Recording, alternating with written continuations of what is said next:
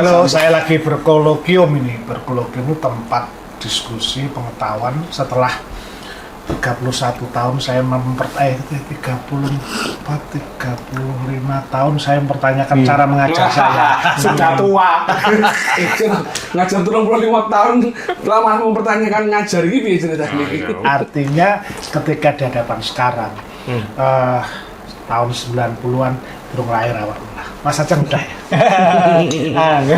Ngajar itu kan 2 jam mas, kayak kuliahmu anak-anak mencatat, saya ini gak nyablas 10 menit anak-anak konsentrasinya biar dan sebagainya. Ada perubahan apa ya, karena digital macam-macam itu Mas Ajeng, dan inilah benturan biasanya para dosen itu, apa sih ada ngomong kok ini. Yang kedua, gak sopan arek-arek itu. Kalau ukuran-ukurannya saya pertaruhkan, saya sejajarkan dengan masa silam. Dan hari ini Surabaya, Indonesia, Jawa Timur itu kan sudah apa ya, pergolakan digital sejak pandemi. Mas, meskipun belum tua tapi udah putih rambutnya itu. Aja bisa biar nom sih. Ya masalahnya yang tadi itu Pak Suko, apa namanya? Yang pertama pada 2 hal kan. Yang pertama soal parameternya, parameter pengukurannya itu yang pertama. Terus yang kedua kan Pak Sukodo juga udah pernah quote peribahasa Afrika tuh, untuk menghasilkan anak hanya butuh orang tua, ayah sama ibunya. Tapi untuk mendidik anak yang dibutuhkan satu desa lah, berarti lingkungan. Nah, parameter-parameter itu juga kan lingkungan yang menentukan gitu. Jadi kalau misalnya si anak sekarang punya lingkungan dan punya parameter sendiri, kemudian si guru juga punya parameter sendiri, kalau parameter ini nggak ketemu ya itu tadi. Oke, parameter. Mas Gagas, Mas Hari. Kan di dunia pendidikan juga perdebatan ya. Digital itu membahayakan, kayak bunuh diri. Digital itu kisah saya yang tidak bagus. Tapi pada sisi lain, fakta kan senyatanya kan nek saya ngasih tugas kan mereka memanfaatkan ChatGPT, AI dan suka nggak suka itu kan kita harus berdamping harus kan. Suka. Nah, bagaimana Bapak dosen? Oke, gini. Kalau kita melihat orang-orang dulu ya duwe ilmu ya. Ya kan, ono sing ngomong iki duwe jin, iki duwe ini. Akhirnya kemudian kan wayang ya untuk Jimate. Jimate kan ya. Anak cupu manik. Iki lagi kelebon iki. Nah, kemudian kan apa bedanya dengan anak sekarang? Bedanya saiki kabeh ono ning HP. Kan cuma begitu. Nah, apakah sekarang pertanyaannya begini. Apa yang membedakan orang dulu dan orang sekarang, Mas Hari? Yang membedakan? Orang-orang dulu itu kesopanan diajari oleh orang tuanya. Sekarang orang tua tidak pernah ngajari sopan anaknya. Wong bapak ibunya kerja terus kok. Salah. Minta anaknya sopan. Salah. Begitu. Beda. Gimana itu? Gini, kalau orang sekarang, anak-anak sekarang masih muda, Mas. Kalau orang-orang dulu zaman kupian kan. Anda benar. Iya kan, nggak tahu salah. Dulu itu ada kelompok capir, kelompok pendengar, pembaca dan pemikir. Pemirsa, senang di Bram. Kalau ngomong kesopanan, anak sekarang itu menurut saya ya sopan-sopan. Tingkat kesopanan mereka itu malah luar biasa cerdas. Katanya ya, saya pernah dapat cerita masuk kuliah kan minimal 10 menit sebelum harus sudah masuk. Dia datang kurang 2 menit, 1 menit langsung duduk. Lalu dosennya tersinggung, nggak sopan kamu nyelonong aja, kan kurang 1 menit beres. Menurut kamu nggak sopan? Nggak sopan kan kata bapak. Dulu apa harus menunduk-nunduk? Sekarang kan nggak perlu Pak. Yang penting saya hadir, saya nggak bikin gaduh, itu udah wujud kesopanan sendiri. Oke, berarti parameter Mas ya. Ya, karena kan konstruksinya pasti sosial, Pak. Oleh lingkungan itu tadi, kesepakatan bersama. Nah, kalau si anak sudah punya lingkungan sendiri yang menurut mereka itu bukan alat untuk mengukur kesopanan, ya jangan kayak gitu lah. Kosakata berbahasa lah. Kalau Pak Suko mungkin ketemu anak-anak ngobrol-ngobrol ingin saya mungkin. Jangan kan ngomong anjing itu Pak. Maaf, anjing itu bagi mereka itu kosakata. Anjir, anjay. Iya, itu kosakata. Iya. CUK itu persahabatan kan. Iya, dan kosakata artinya kosakata itu sesuatu yang sudah netral sifatnya. Artinya bentuk banyak bahasa. pengetahuan yang baru muncul misalnya. Yang itu berbeda dengan sebelumnya juga kan. Temuan baru. Ya, pasti. Bisa, Misalnya, bisa. tahukah Anda bahwa makan kurma harus dicuci dulu? Iya. Netizen kan langsung bingung kok, saya ternyata viral, ya kan hal baru, bagus juga pengetahuan itu. Jadi banyak hal baru yang kita lakukan. Nah, pertanyaanku ini kira-kira Surabaya atau Jawa Timur, pendidikan digital itu harusnya seperti apa? Kan kritiknya orang kan etika komunikasi itu penjawab panjang.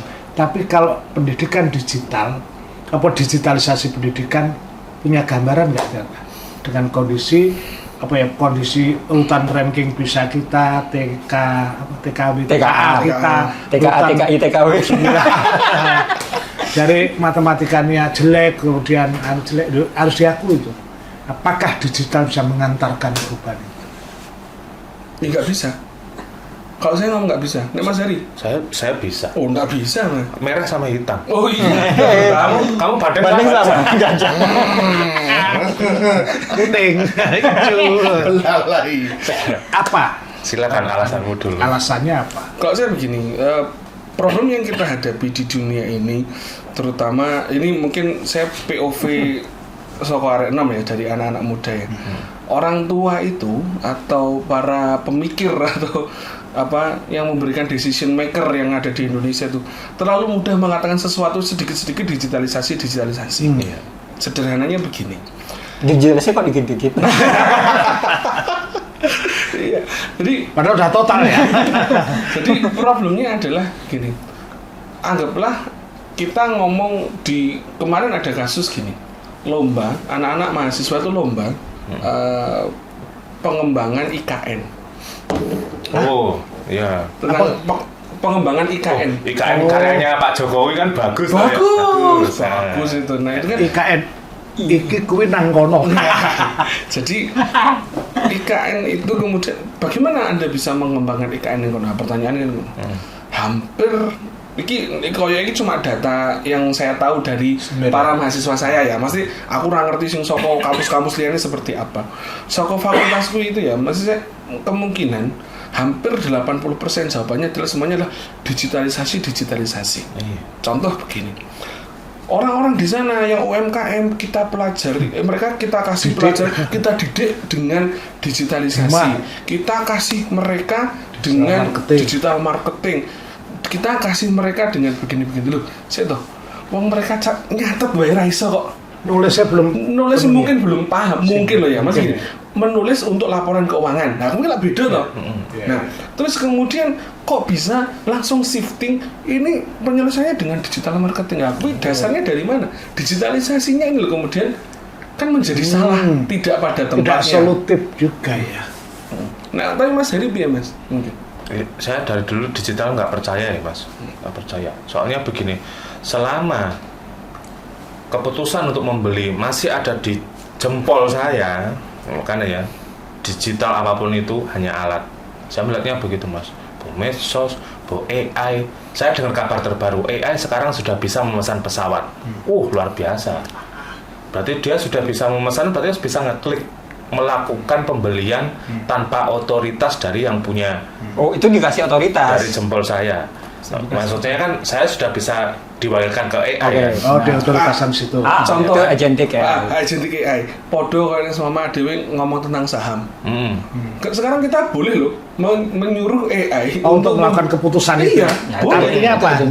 Nah, itu kan bahayanya kan di situ, Mas.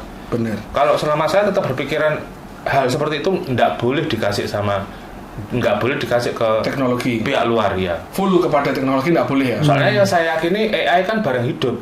Menurut keyakinan saya meyakini AI barang hidup karena dia dari namanya udah jelas kok, LLM. Apa kepanjangannya?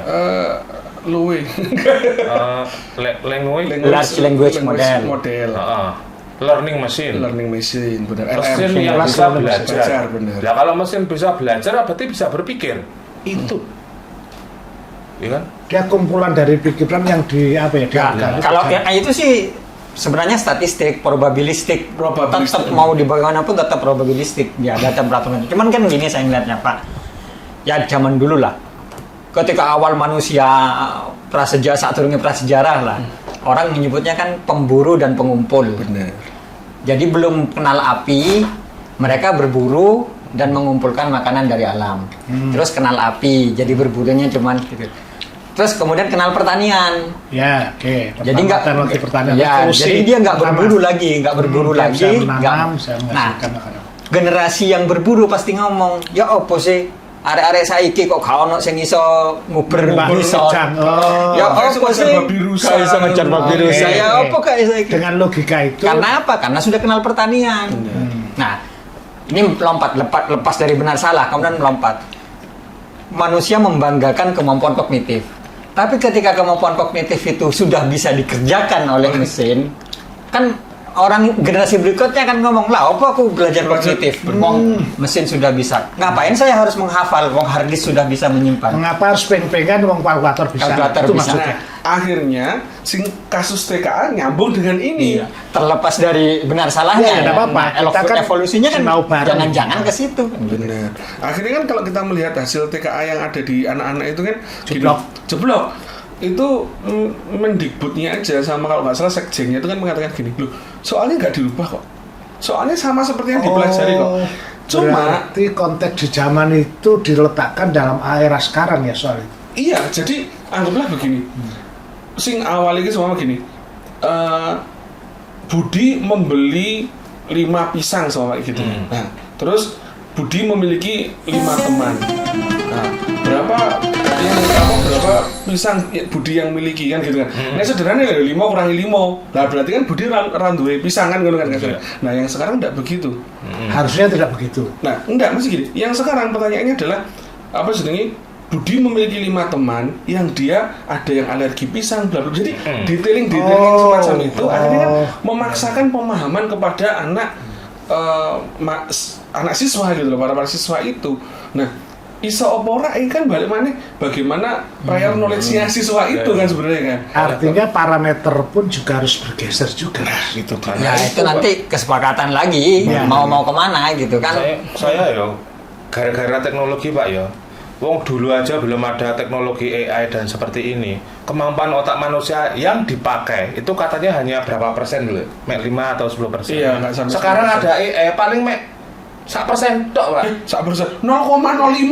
Nah, ini Lah itu kan jadi pelajaran. Dulu orang itu bisa mengejar babi. Berarti fisik kita sebenarnya dulu itu memang dibentuk untuk melakukan hal seperti itu kan. Gara-gara ada pertanian akhirnya kita nggak bisa lagi mengejar babi. Turun lama-lama umur kita paling nggak sampai panjang lagi Pak. Karena hanya mendasar pada jempol. Ayo berarti manusia cukup dikasih umur 10 tahun aja karena apa? Memang tugasnya Pak duduk. Oh, makanya saiki ku ono gerakan-gerakan ayo running, ayo pade. Kan ada solusi itu ya. Apa harus ingat ini ada new world order. Oh iya. Iki pelemahan. Order apa ini?